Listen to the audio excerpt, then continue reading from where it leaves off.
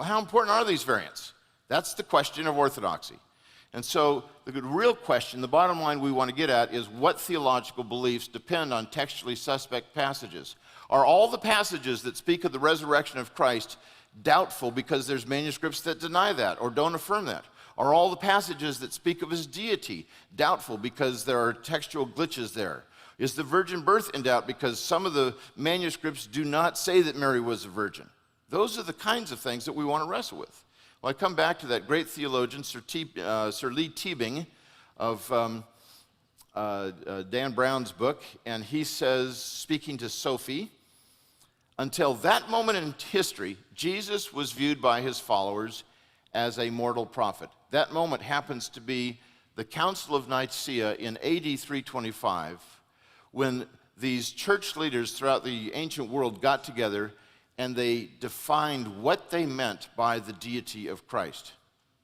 Now, what Teabing is saying, and what Dan Brown actually believes, is that until AD 325, Jesus was never viewed as deity. He was not viewed as God. Well, is that really true?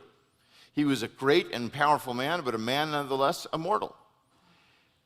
Brown goes on to suggest that Constantine, Emperor Constantine, the first Christian emperor, is the one who really invented the deity of Christ.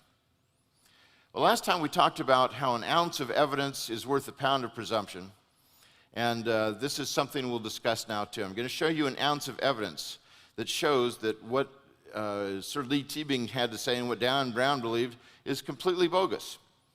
Here's a manuscript from the 2nd century known as Papyrus 66, written about AD 175, some dated as early as 150, some as late as 200. And this is John chapter 1. Now, if you would read along with me, it says, En ache en halagas, ka halagas en prostan tha'an, ka tha'as en halagas. That's pretty clear. I mean, it's a real easy text to read.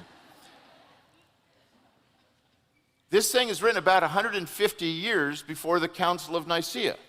I don't think Constantine was 150 years old at the Council of Nicaea. I also didn't think he had anything to do with the Council of Nicaea.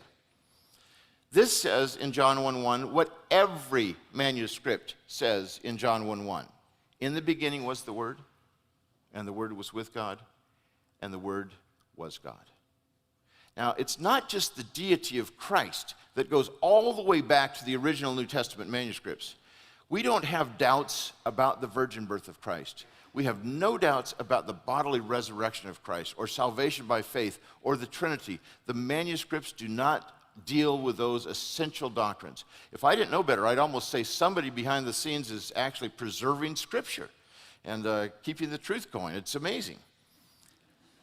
No essential doctrine is jeopardized by any of these variants. Did you hear that? No essential doctrine, no cardinal belief that Christians hold to is jeopardized by any of these viable variants. Not one.